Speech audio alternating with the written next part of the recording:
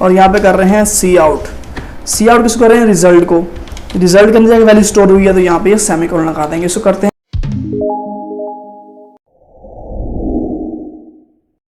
अस्सलाम वालेकुम गाइस, आज हम स्टार्ट करेंगे लेक्चर 4 की प्रैक्टिस, जिसके अंदर हमने वेरिएबल्स के बारे में डिस्कस किया था कि वेरिएबल्स क्या होते हैं, उनको उनकी डेटा टाइप्स क्या कौन कौन सी हैं। एक हमने इंटीजर पढ़ी थी, कैरेक्टर पढ़ी थी, स्ट्रिंग थी, फ्लोट थी और डबल थी।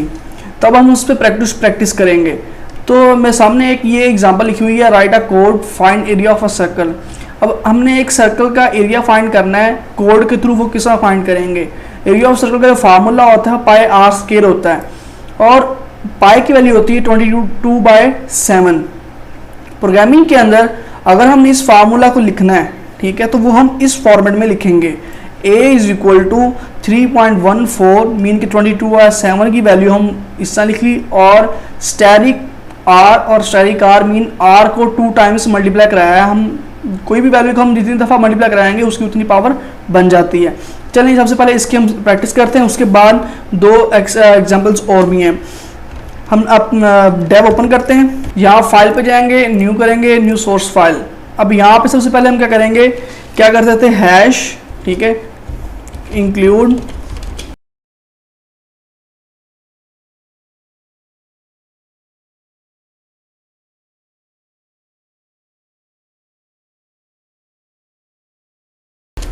अब इसके अंदर फार्मूला हमने जो एरिया का फार्मूला है उसको हमने परफॉर्म करना है। वो किस तरह करेंगे, हमारे पास उसके अंदर सिर्फ और सिर्फ पाई की वैल्यू हमें पता है, आर की वैल्यू हमने यूज़र से लेनी है या फिर उसको हमने इनिशियलाइज कराना है। करते हैं किस तरह, इंट लिया, इंटीजर टाइप, मतलब कि इन टाइप का आर हुआ, इसके अंदर इंटीजर नंबर आएगा। आर लिया मैंने, इसको मैं रख लेता हूँ, सपोज रेडियस रख लेता हूँ मैं 20, इसको ये 20 आ गया, ये मैंने इनिशियलाइज करा लिया। नेक्स्ट करना क्या है, अब यहाँ पे एक और मैंने वेरिएबल लेना है, यहीं पे मैं आर के आगे कोमा डाल के एक और वेरिएबल ले रहा हूँ ए के नेम से, क्योंकि ए के अंदर हमने एरिया फाइंड करना है, ए के अंदर आके उसका रिजल्ट सेव होगा, तो इसलिए मैंने इंटीजर टाइप का ही ए ले लिया। लेकिन ए जो है वो क्या हो सकता है, फ्लोटिंग पॉइंट में आंसर आ सकता है इसका, तो हम इसको करेंगे फ्लोट, ठीक है, इसको हम कर लेते हैं फ्लोट, रहने दें इसको। यहाँ पर हम कर सकते हैं फ्लोट, क्योंकि फ्लोट आपके पास आंसर इसका आर का पॉइंट में आ सकता है। ये फ्लोट आ गया। फ्लोट क्या होता है, पॉइंटिंग वैल्यू होती है। अब यहाँ पे करेंगे a इज इक्वल टू कर देंगे ये चीज़ 3.14। अब स्टैटिक लगाएंगे यहाँ पे r, स्टैटिक r और यहाँ पे सेमीकोलन। अब हमने इसकी आउटपुट लेनी है। आउटपुट किस तरह लेंगे, यहाँ पे मैं सी आउट कर रहा हूँ, ठीक है, सी आउट,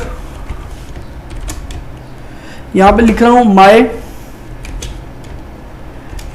रिजल्ट के नेम से मैं ये प्रिंट करवा रहा हूँ एज इट इज़, और आगे नेक्स्ट लाइन के अंदर मैं इसकी आउटपुट ले रहा हूँ किस तरह, सी आउट, सी आउट, यहाँ पे हम ए को प्रिंट करवा रहे हैं, आउटपुट ए की लेनी है, ठीक है। तो अब इसको करते हैं कंपाइल। कंपाइल करने से पहले क्या करेगा, ये सेव पूछेगा, सेव कहाँ पे करना है, इसको हम कर लेते हैं, इसको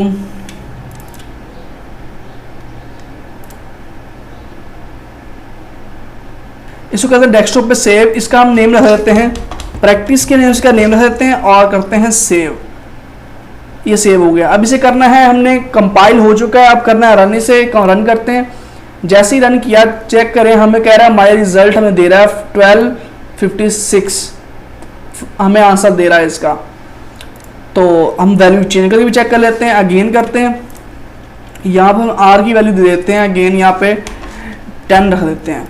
अब करते हैं कंपाइल। कंपाइल करने के बाद करेंगे अगेन रन करेंगे इसे, यानी कि आप 314 आंसर दे रहा है, क्योंकि 10 से मल्टीप्लाई कराएंगे 314 ही आंसर आएगा इसका।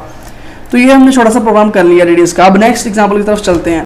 यहाँ मैंने पहले वाला कोड खत्म कर दिया है, अब हमें न्यू कोडिंग करनी है। यहाँ मैं फ्लोटिंग पॉइंट नंबर्स ले रहा हूँ, क्योंकि फ्लोटिंग पॉइंट नंबर्स क्या होते हैं, जिनके अंदर पॉइंटिंग वैल्यू सेव हो सकती है। तो एवरेज का आंसर फ्लोटिंग पॉइंट में आ सकता है, इसलिए हमने फ्लोटिंग नंबर ले रहे हैं। b इज इक्वल टू कर रहा हूँ मैं 20, ठीक है, और कॉमा लगाने के बाद यहाँ c इज इक्वल टू करता हूँ 13। 3 नंबर्स ले लिए हैं, ठीक। यहाँ पे अब ये मैंने सेमीकोलन लगाया हुआ, यहाँ पे सेमीकोलन नहीं है, कॉमा आएगा, ठीक है। तो ये 3 मैंने वेरिएबल्स ले ली जिनकी वैल्यू स्टोर करवा लिया। फोर्थ वन लेना जिसके अंदर हमने इसका जो एक्शन है इनकी जो एवरेज फाइंड करनी है वो जाके स्टोर करवानी है, वो मैं ले रहा हूँ डी के नेम से, ठीक है। तो वो ये ले ली। अब नेक्स्ट कर रहे हैं डी इज इक्वल टू, इसके अंदर वैल्यू स्टोर होगी किसकी, A plus B plus C divided by क्या होगा 3, क्योंकि 3 नंबर्स हैं, 3 नंबर्स की हमने एवरेज फाइंड करनी है। अब करते हैं सी आउट, यहाँ पे मैं लाइन प्रिंट करवा रहा हूँ माई रिजल्ट के नेम से, ठीक है। तो ये माई रिजल्ट के नेम से वैल्यू आ जाएगी, इधर आगे एज इट इज प्रिंट होगी क्योंकि ये cout as it is print करवाता है। सी आउट कर देंगे यहाँ पे क्या डी, अगेन अब इससे करेंगे हम कंपाइल करने के बाद करेंगे रन, देखते हैं हमारे पास रिजल्ट क्या मिलता है। तो प्रोग्राम कंपाइल होता है तो ये चेक कर रहा होता है इसमें कोई एरर तो नहीं है, कोई एरर नहीं है। अगेन हम इसको रन करते हैं 34.33 एवरेज हमारी निकल रही है। तो ये तो एवरेज का फार्मूला। अगर आपको कोड सही मतलब शो नहीं हो रहा तो मैं कंट्रोल प्रेस करके मैं माउस के व्हील को मूव करता हूं तो इसके फ़ॉन्ट साइज इंक्रीज हो जाएगा। अब आपको वाजे मालूम हो जाएगा कैसे मैंने कोडिंग की हुई है, चेक कर लें। आगे हम नेक्स्ट एग्जांपल देखने वाले हैं। अब ये एग्जांपल है जी, ये एग्जांपल क्या है, हमने करना क्या है a प्लस बी करना है और उसके साथ c करना है मल्टीप्लाई, देन 2 पे कर देना है डिवाइड। ये क्वेश्चन को हमने सॉल्व करना है। स्यूडो कोड इसका लिखा हुआ है आपके सामने, तीनों नंबर्स हम इनपुट लेंगे a b c, जब इनपुट ले लिए a और b हम कर देंगे ऐड और उसको c से मल्टीप्लाई कराएंगे। मल्टीप्लाई कराने के बाद हम करेंगे उसको 2 पे डिवाइड कंप्लीट को। अगेन यहाँ एल्गोरिथम इसका लिखा हुआ है, यहाँ पे एल्गोरिथम चेक कर लें। सेम सिंपल सी स्टेटमेंट है कि उसको उस एक ही क्वेश्चन के अंदर लिख दिया, लिखने के बाद उसको रिजल्ट के अंदर क्या कर दिया, स्टोर करवा दिया। अब जो वेरिएबल आप लेते हैं वो लाजमी नहीं ए बी सी लेना है, आप एक कंप्लीट कीवर्ड भी ले सकते हैं, ठीक है। चलें स्टार्ट करते हैं, डेव ओपन करते हैं। अच्छा, यहाँ पे हमने करना है कि अब 2 नंबर्स लेने हैं, उनको ऐड करना है और थर्ड से मल्टीप्लाई कराना है। करते हैं इंट, सॉरी यहाँ पे फ्लोट ही लेंगे, हमारा आंसर फ्लोट में आ सकता है पॉइंटिंग में, तो फ्लोट लिया मैंने। तो आपने याद रखना मैं इंट और फ्लोट में क्यों ऐसा करता हूँ, क्योंकि जो इंटीजर वैल्यू होती है वो पॉइंट में आंसर नहीं देती, वो आपका राउंड ऑफ करके आंसर दे देती है। फ्लोटिंग पॉइंट क्या होगा, फ्लोटिंग डाटा टाइप लेते हो, अगर आपका आंसर पॉइंट में आ रहा है तो आपका आंसर पॉइंट में ही देगा। तो आंसर तब देगा जब आपका जो जिसमें वैल्यू आपकी स्टोर हो रही है, आपकी जो रिजल्ट आपका स्टोर हो रहा है, अगर वो फ्लोट का होगा तो देन ही रिजल्ट फ्लोटिंग में आएगा। तो यहाँ पे फ्लोट ले रहा हूँ, फ्लोट का लिया मैंने a इज इक्वल टू कर देते हैं 2, सही है। और यहाँ पे हम करते हैं comma, b is equal to कर देते हैं 3। तो मैं स्मॉल वैल्यू ले रहा हूँ ताकि आपको भी मुश्किल ना हो। तो c कर रहा हूँ मैं यहाँ 4, ये चीज़ें कर दी। तो ये C4 लिया। अब यहाँ पे करना है कि हमने 4th वन वैल्यू लेनी जिसके अंदर हम ये तमाम स्टोर करवाना है, वो मैं रिजल्ट के नेम से ही ले रहा हूँ, ठीक है, ताकि अब कंफ्यूजन दूर हो जाए कि हमने A B C नहीं लेना, हम कैरेक्टर्स ले सकते हैं।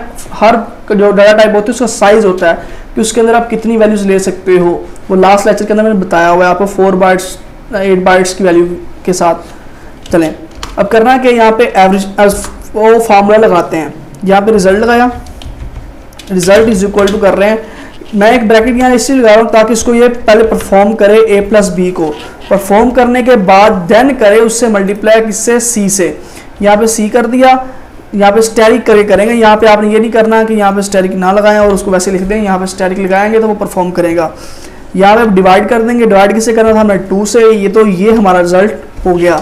अब ये रिजल्ट जाके सेव हो रहा है रिजल्ट कीवर्ड के अंदर। अब इसको हमने आउटपुट लेनी है, तो यहाँ पे मैं एक लाइन प्रिंट करा रहा हूँ माय रिजल्ट, या याद कर देते हैं माय फॉर्मूला रिजल्ट, ठीक है।